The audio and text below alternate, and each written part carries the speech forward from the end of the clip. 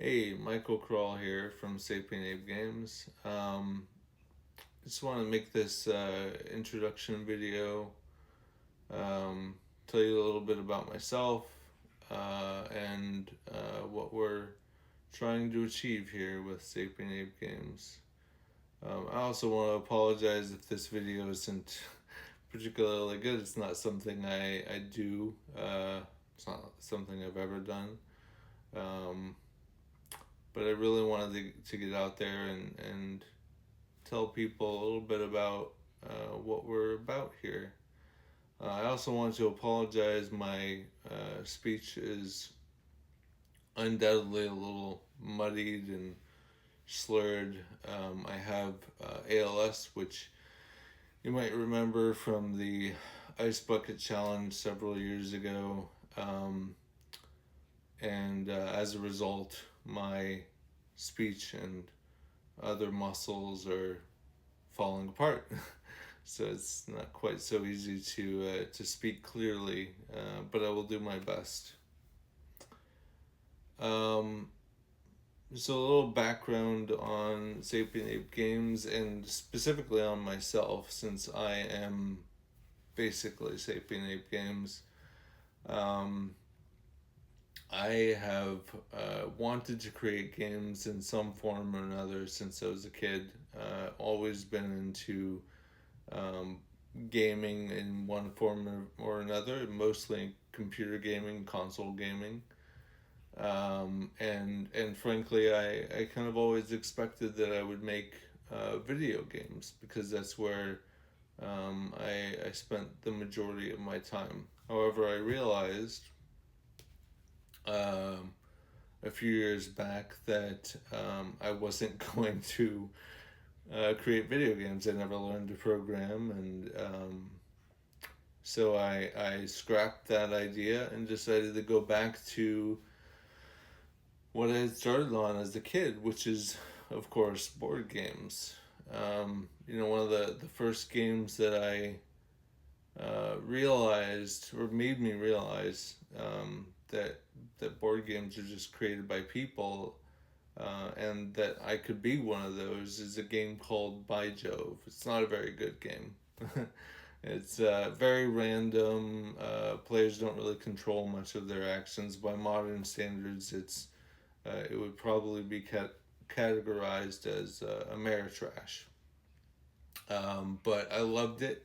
Heavy on Greek mythology um, and it felt like somebody had created it by hand themselves. It's all on like standard cardstock and um, it's the sort of thing you could get by printing your stuff off at Office Depot or Kinko's or something.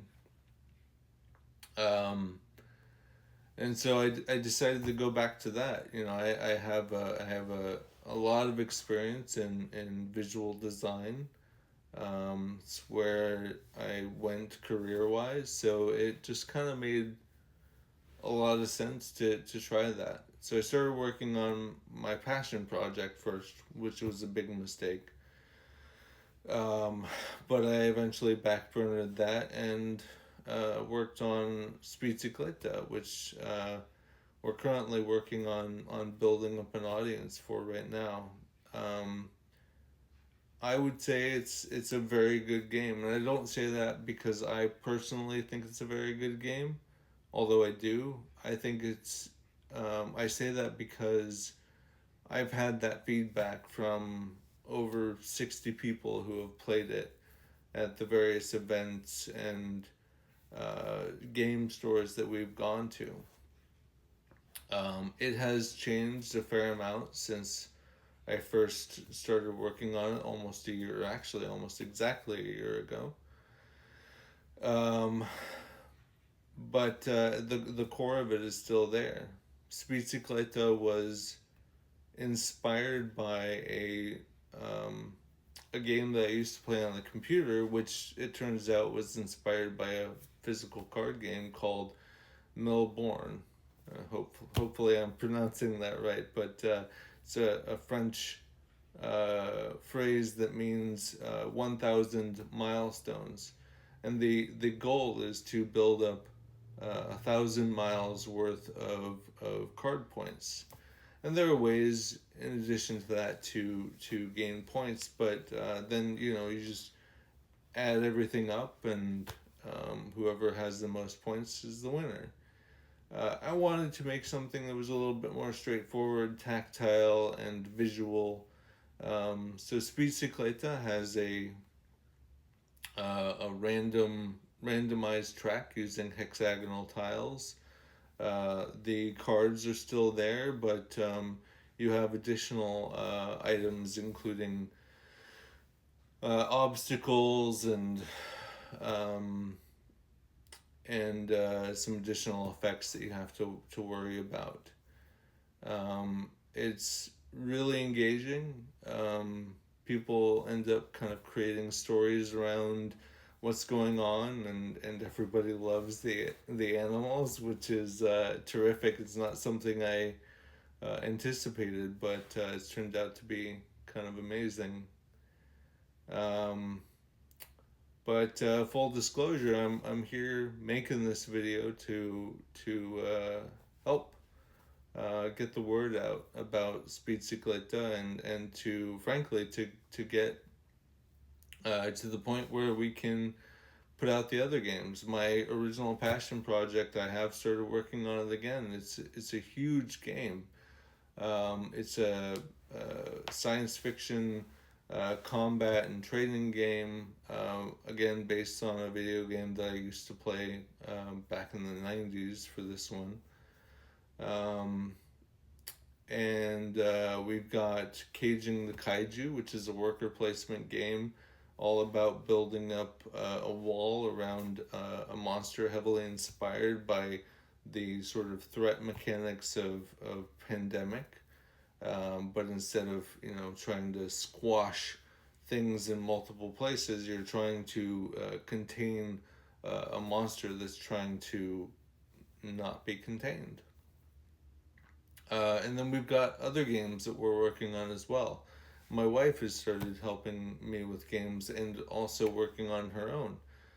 She's got a landscaping game, a landscape design game that's kind of her major focus right now. But I've also got a fantasy dungeon crawler.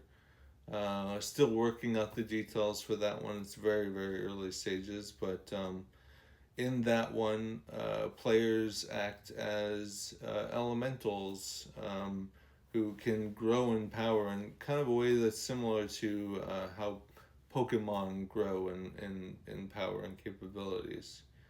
And you go through a series of various trials, and over many play sessions. You don't have to play them all in a row. It's not like a legacy game where you're modifying the game as you go. It's very scenario based, but the general idea is it's kind of a story based dungeon crawling game where people work together to you know overcome whatever the specific challenge is. So we need to get Speedcycleta out there. It's the big one, the one that gets us started, and the one that allows us to do all of this. The one that allows me to achieve what is for me definitely a lifelong goal of being a game creator. And unfortunately, I don't have a lot of time to do that. So that's why I'm here. That's why I am attempting to get this out there. Now, I'm not likely to make many of these videos, as it is a struggle for me to speak for very long, but my wife should be on here. We might have additional voice actors or others, maybe even AI generated voices to do the work for me. But I am anticipating adding more videos. So if you made it through this whole thing, thanks for watching, and we would love your support. Thanks.